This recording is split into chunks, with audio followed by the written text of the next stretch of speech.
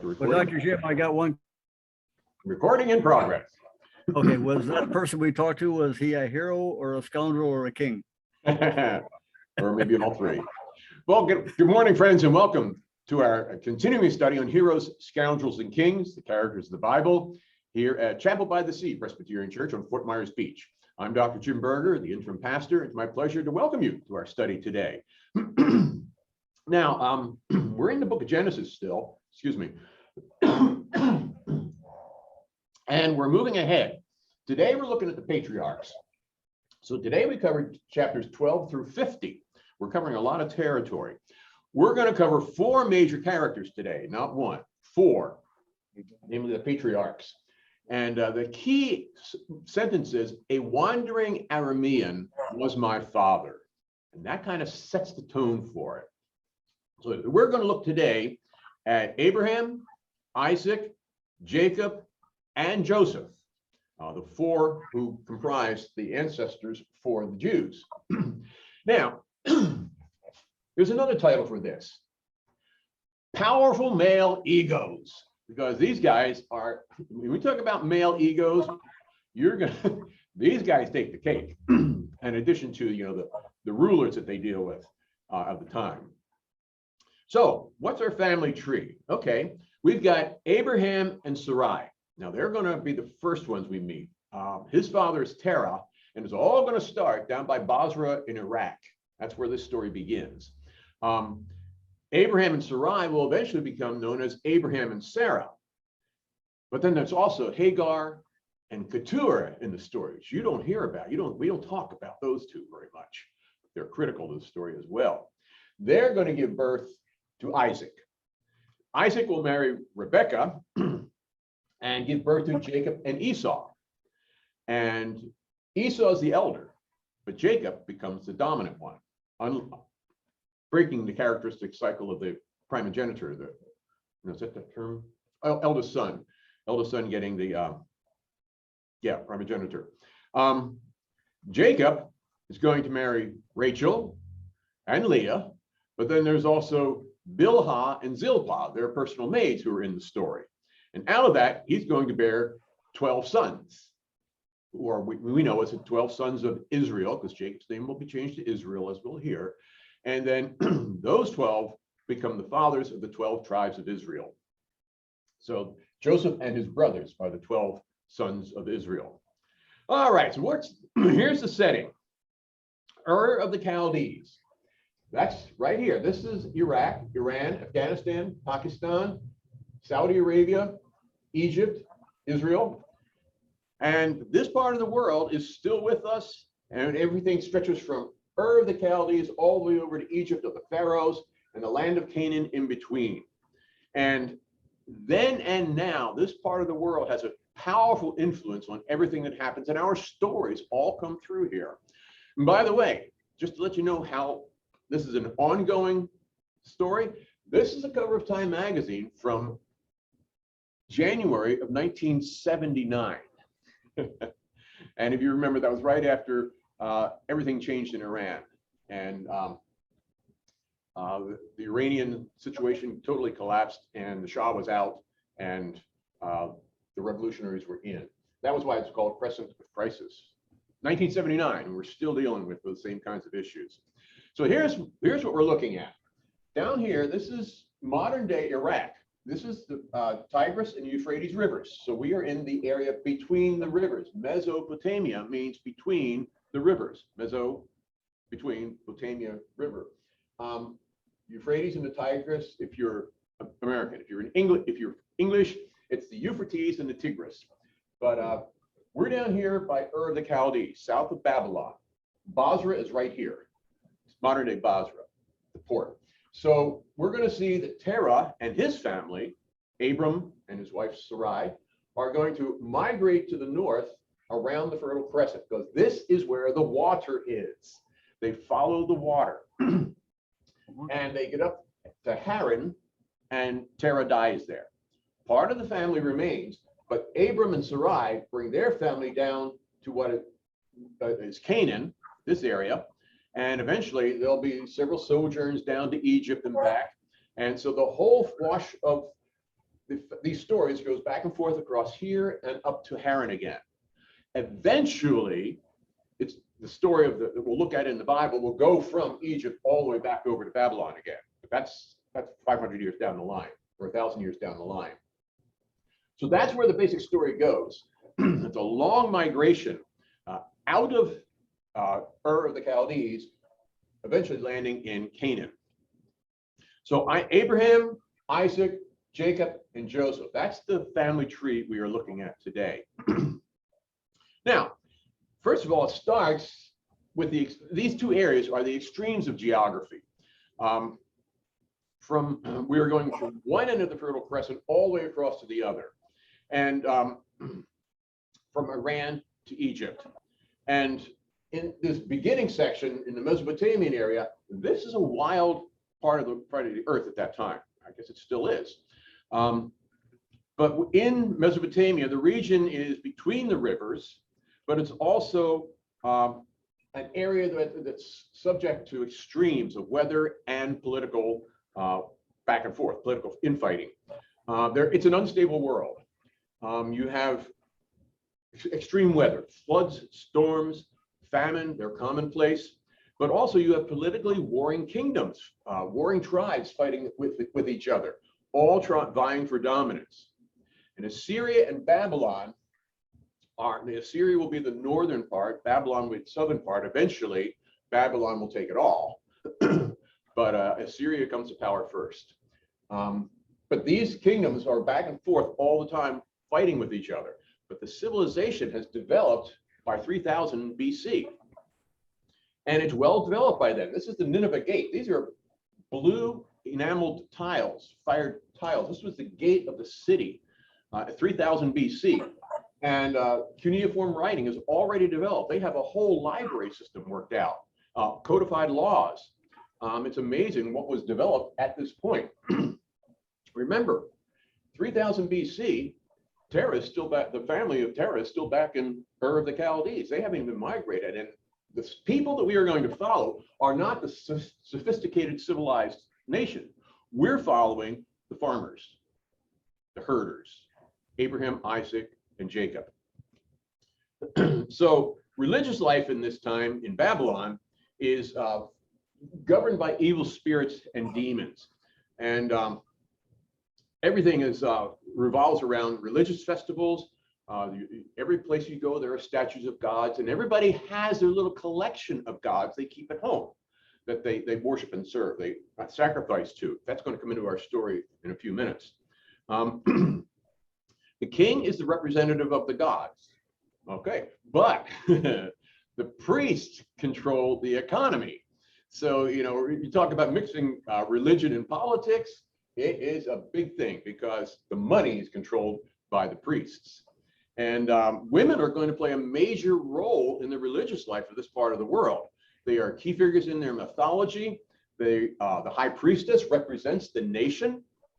And we find they are sacred prostitutes as well as sacred nuns, which go wrap your mind around that one, guys. Anyway, there is no established moral order. And so everything is governed by fear of the gods, a sense of resignation and despair, fatalism, if you will. But it's not something where, it's a friendly atmosphere. You commune with the gods by means of omens and incantations and prayer, and try to discern what's going to happen by divination, by omens, by numerology, astrology, oaths and curses, whatever it takes to try to see beyond the pale and control what's going to happen in this uncertain world. Now, the mythology is already well developed. 3000 BC, we already have the flood story. It doesn't show up in Israelite Jewish literature for another 1,000 years, or 1,500 years. But the Gilgamesh epic tells the story of the Great Flood, and these are characters from that story in a bas relief. The legal system is already developed. We have Hammurabi's Code written on cuneiform tablets. It's the oldest recorded system of laws that exists. And everything's written down on clay tablets. And You find trade documents, you'll find religious texts, legal documents. At a place called Ebla in Syria, this is about 45 years ago, there was a dig taking place, and what they discovered was the city had been sacked and burned. I think it was about 2600 BC. But all the records were on these clay tablets stored on shelves like this. And when the fire took place, all those shelves collapsed, and all these tablets collapsed in sequence. So when they started taking them apart, they could figure out what the filing system was, how they related to each other. And out of that was in Syria. In those documents, what they discovered was references to the 5 cities of the plain, which are referenced in Genesis. And 2 of those cities are named Sodom and Gomorrah, and they are referenced in actual documents. So we have thousands of these tablets, and it's not easy to read because they take a stylus, they make patterns in the mud, in the clay, and then they fire it and harden it. And that's how they can read that. But there's dozens of languages in this, not just one. And like I said, there's references to other nations and other people that are included here. And so when these clay tablets, as we're able to crack the code, open up a whole world to us of what's going on. All right, that's one extreme. That's over on the eastern side. Over on the western side, North Africa, you have Egypt. And this is the other extreme. Here, the world is predictable and stable. And its first dynasty is about the same time as what was going on over in Babylon, whatever you want, however we refer to it, the Chaldean Empire. 3100, 3000 BC, you begin seeing the same kinds of developments here. But the Nile becomes the predictable assurance of life in Egypt. Everything revolves around the Nile. All of life in Egypt revolves around the Nile. And here you have a very well-developed, sophisticated culture. These guys are, what would you guess? Right. Nope, carpenters. And who do you think these guys are? No, bead makers. And these guys? Right. They're goldsmiths. In the wall paintings of Egypt, you find all of life documented, and the Egyptologists that's what they spend their lives doing, is documenting and reading and deciphering all of this. So this is a culture of imperial power, and it has the pharaoh at the top, and it is a very hierarchical system. The nature religions and polytheistic religions characterize it. There are many gods. They're all related. They all interact, tie back to each other. The theology's changed often, but all the time you've got the worship of earth, air, sky, sun, moon, animals, and most of all, the Nile. So that between these two worlds emerges a new player, and that is Abram with his family and his flocks. And about 1800 BC, Abram's father Terah begins that migration we saw across the Fertile Crescent. And about halfway through, as we said, Terah dies in Haran, and Abram will continue on. So this is where Terah dies, and Abram's going to continue on down and eventually make it down to Egypt even. So he's about 75 years old when they make it to Canaan. Now, in Genesis 12, we find God making a covenant with Abram. And he says, to your descendants, I will give this land, what he knows as Canaan. And so he settles there, and that's where he raises his herds. Now, Abram is a tribal chieftain. He's got a big operation going. This is not a small time thing. He's got a big spread.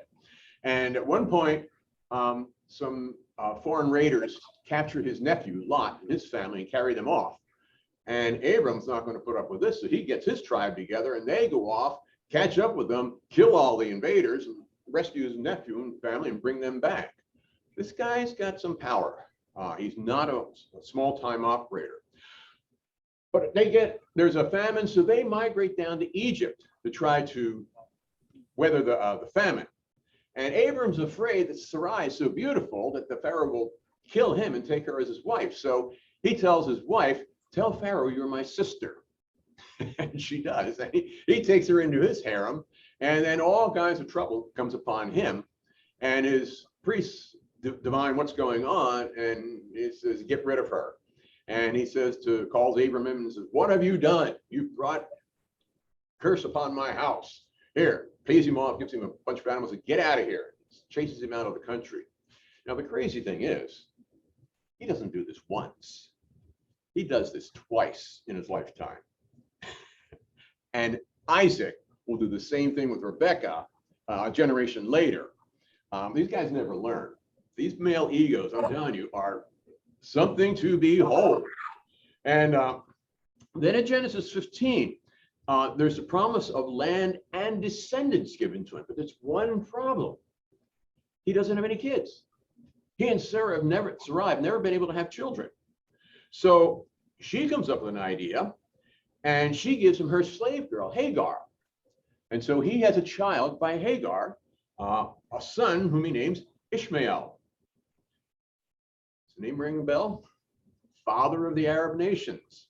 And Abram is 99, and Sarai is 90 when an angel visits them. God appears to them at the oaks at Mirith, and he tells them, first of all, I'm changing your name from Abram to Abraham, father of a multitude.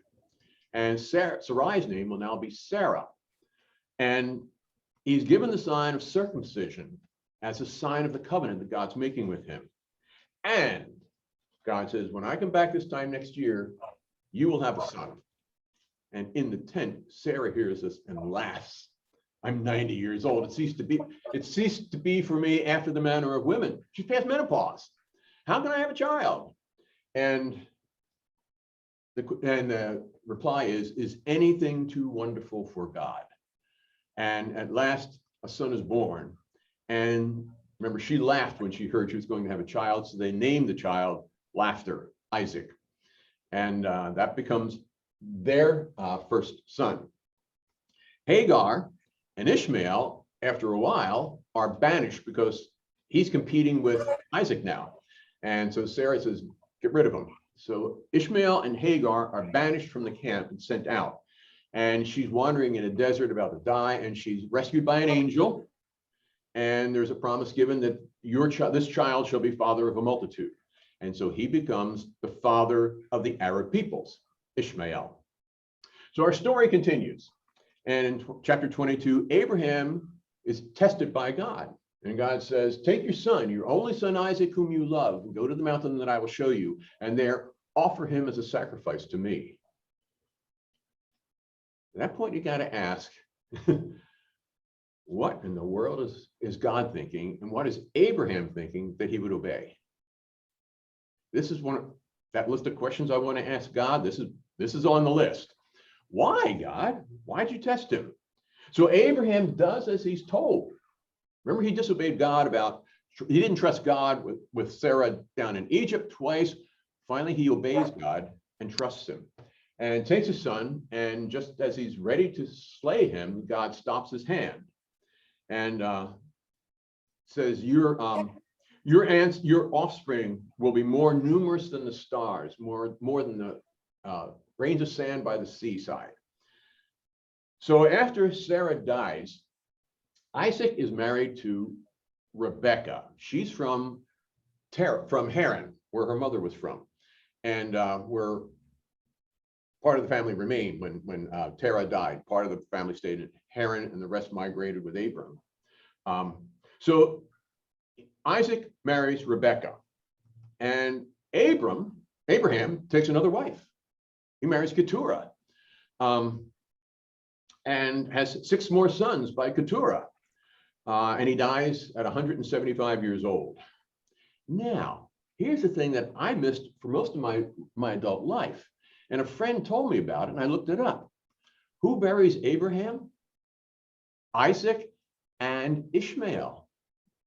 The father of the Arabs and the father of the Jews is buried by his 2 sons. And then in the text, it'll also list the 12 tribes of 12 sons of Ishmael, as well as the 12 sons of Jacob or Israel.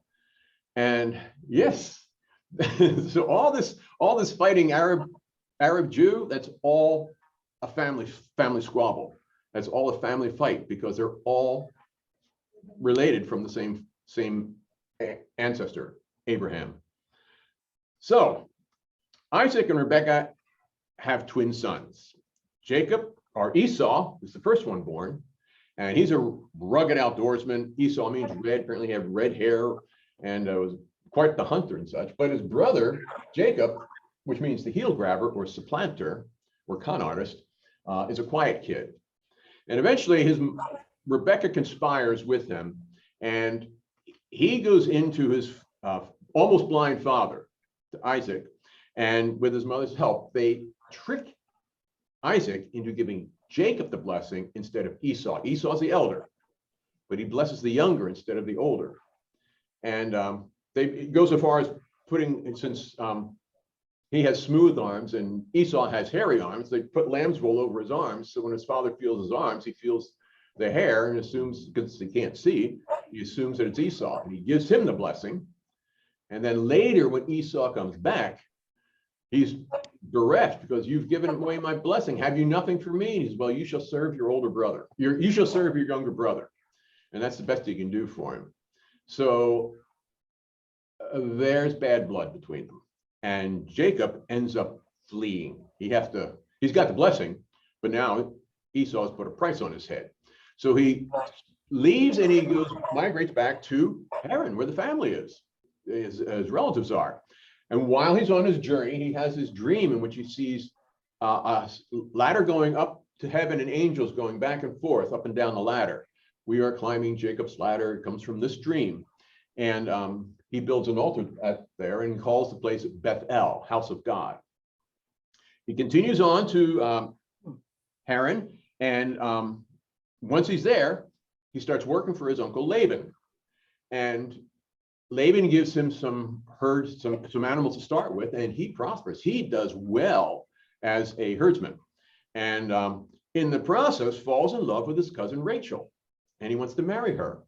And so, I don't know how Laban pulled this off, but on the wedding night, she's got her heavy veil on, and he goes in, consummates the marriage with his wife, and the next morning wakes up, and he hasn't married Rachel. He's married her sister Leah. I still wonder how, how he couldn't tell the difference. But Didn't take her veil off. didn't take her veil off, yeah. But as it turns out, his father-in-law says, oh, but didn't you know that's our tradition? We always marry the first one off, the eldest daughter first. But I'll give you Rachel. Just work for me for 7 more years, and she'll be yours. And he does. So he works 14 years total to get married twice. And in the process, he's prospering. He's doing well. They've given him the culls of the herd, and he's bred them into first-class livestock. So he's, by the wealth of his world, he's doing very well.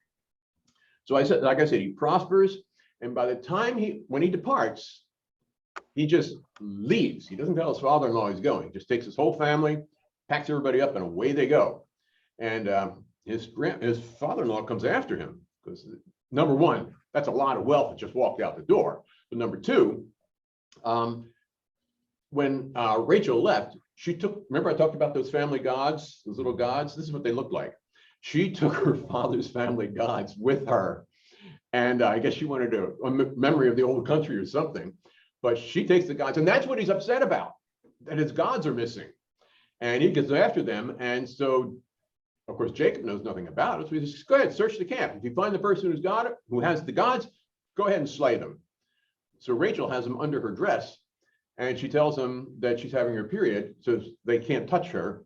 And so they don't find the gods, and they go back. And so they go with them. These little gods go with them back to Canaan. And the night before he's to meet his brother, he goes for a walk and encounters an angel by a small stream, and they wrestle during the night. And just before dawn, the angel saying, "Let me go. I have to leave before daylight." And he says, "No, I won't go unless you bless me." And he hits Jacob on the hip, and dislocates his hip. And then he says, You are Jacob, but you shall be Israel, for you have wrestled with God. And that's what the name literally means, the one who wrestles with God, Israel. And so this is called Peniel, was the name of the stream. And that's the name of our mission out at Immokalee, Mission Peniel, because that's where we encounter God, and that's where the dynamism of that ministry and that life takes place. So the next morning, one who wrestles with God. The next morning, he has to meet his brother. So he sends a big herd of animals over as an offering, as a gift to Esau. Follows that with his family and the kids first, and he comes last. Yeah, this is really a brave guy. But he reconciles with Esau. They forgive each other, and they live peaceably as herders. And in the process, he raises 12 sons. He has children by Leah, his first wife, by Bilhah, Leah's maid, by Zilpah, Rachel's maid, and by his beloved Rachel. She's his favorite. So Leah bears Reuben, Simeon, Levi, Zebulun, Judah, and Issachar. These are just the sons that are named.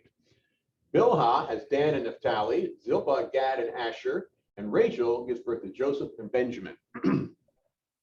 However, Rachel dies giving birth to Benjamin. And so Israel takes his flocks and family to Canaan, and they permanently settle there. And in the process, he removes all those foreign gods, and he says, we will focus on worshiping the Lord. And once that is done, the next phase of the story begins. And we know it as Joseph and his coat of many colors. This is where we get into these male egos again. Now you got 12 strong egos here. And you got some prima donnas too. Joseph is also known as Daddy's pet, or the brat. His brothers do not like him because he's so arrogant. And his 10 older brothers really hate him. Benjamin is younger than he, and he and Benjamin are, I guess, are kind of buddies. But the other guys hate him. They refer to him as the dreamer, because he has these dreams, and he tells them about them. And he says dreams in which his star is greater than all the 10 other stars bow down to his star. Or he dreamed that he had his sheaves of wheat were harvested, and all of their sheaves bowed down to his. And they get the message very clearly that you guys are nothing compared to me. And so there's real jealousy between them. And at one point, his father's, they're watching the herds way out in the country. So his father sends him to them. And they say, here comes the dreamer, let's kill him. And Simeon says, no, don't kill him. Let's just put him down this dry cistern. And they're going to tell his father that some animals killed him. So they, take his robe and kill a lamb and put some blood on the robe. And while they're thinking about this, and he's down in the well, and Simeon's idea is going to come back later and rescue him. They look up, and here comes a caravan of Midianite traders on their way to Egypt. And they say, hey, we can make money out of this deal. And so the brothers sell him into slavery in Egypt and tell Israel he was killed by wild animals. What kind of brothers do this? I'm telling you, you talk about crazy characters. My goodness. And these are the fathers of the tribes of Israel. Anyway, Joseph ends up sold to an Egyptian captain in the army named Potiphar, and he serves as chief steward of his house. So he goes from a slave in a pit to chief steward. So he's running the whole house. He is in charge of everything, and he's doing very, very well at it. And he's been very successful. He's prospering. But he gets into a conflict because Potiphar's wife finds him attractive and tries to seduce him, and he says no. So she shouts rape, and he goes to jail. And while he's in jail, he meets the Pharaoh's butler and baker, who are also in prison. And they tell him that they're dreams, and he interprets them correctly. One, the butler, you'll be reinstated. The baker, you'll be executed. And that's what happens. And he says to them, just remember me when you get out of here. And 2 years go by, and nobody says a word until the butler hears Pharaoh talking about this disturbing dream he had. And so he says, aha, I know somebody who can interpret dreams. And they bring Joseph in. When he hears the dream, what he foresees is 7 years of famine. He offers advice to the Pharaoh. And Pharaoh listens to what he says and makes him the second highest officer in the kingdom. I guess he'd be the vizier or the prime minister. But he's the second most powerful. He's second only to Pharaoh in power in that country. And Egypt becomes, when the famine hits, Egypt is the granary for the world. And the world comes to them because they have been stockpiling for 7 years, the grain, and keeping it for this famine. And they're selling it to the world. And of course, they take in all of the world's wealth. So they economically take over the ancient world. Everybody owes Egypt money. And that's where a big part of their power comes from, is they have the granary to feed the world. And eventually, his brothers come down from Canaan to Egypt to buy grain. And he recognizes them, and he's going to get his back. And he treats them really bad. And eventually, he forces them to leave Simeon behind and bring Benjamin to him. And when his father, Israel, hears that the Egyptian officer wants them to bring Benjamin, he won't let him go because he's already lost one son. He's already lost one son of Rachel. He's not going to lose another. But eventually, they convince him and they return with Benjamin.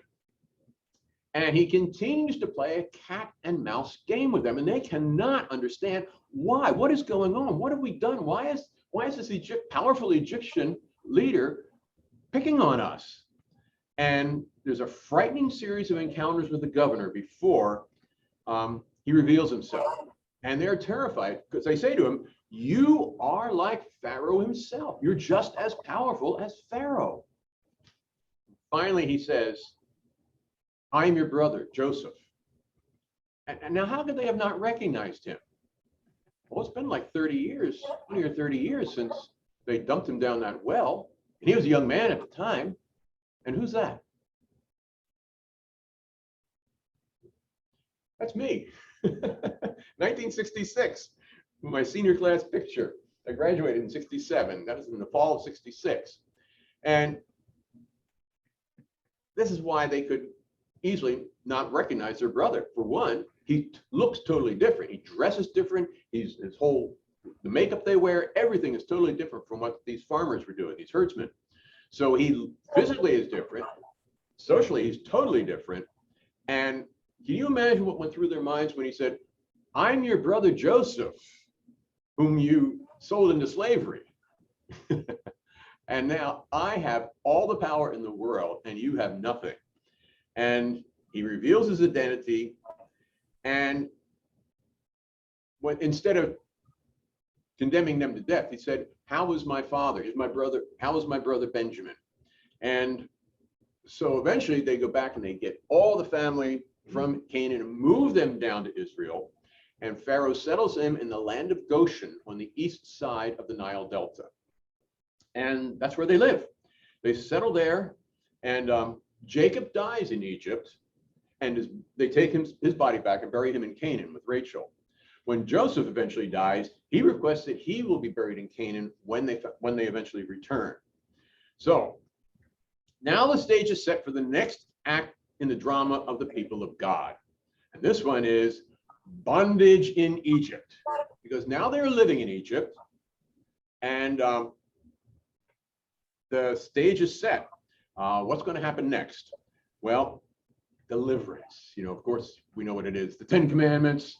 But our story, Abraham, Isaac, Jacob, and Joseph, comes down to this point where they're living peacefully in Egypt, but then something occurs. A new Pharaoh arose who knew not Joseph. And what we're pretty sure happens is the Israelites come to Egypt during the reign of the Hyksos peoples. They were the sea people who had invaded Egypt and overthrown the existing Pharaonic dynasty. So they ruled for 80 or 100 years. It was during that time that the Jews arrived. So eventually the old guard of the Egyptian Pharaonic rule take back the power, kick out the Hyksos, and take the people that they like, the Jews, the Israelites, and enslave them. And that's where the next week's story of the Exodus comes from. But the thing to remember is this: a wandering Aramean was my ancestor. He went down to Egypt and lived there as an alien, few in number. And there he became a great nation, mighty and populous. And when the Egyptians treated us harshly and afflicted us by imposing hard labor on us, we cried out to the Lord, the God of our ancestors. Next week, Moses and Aaron, as we meet the Lord face to face. So you can look at Exodus 1 through 20 in preparation for next week. And the drama continues. And we're going to get more powerful male egos too. Boy, are we going to see a head-to-head battle next week. As we continue with heroes, scoundrels, and kings, the characters of the Bible. Thank you for joining me. I'm Dr. Jim Berger. Pleasure to have you with us today. Join us again next week as we continue our study and look at our ancestors, our spiritual DNA, as who we are is derived from who these people were and the message we get from about them and about our God. Thank you for joining me, and I'll see you next week. Thank you. I'm going to shut this off.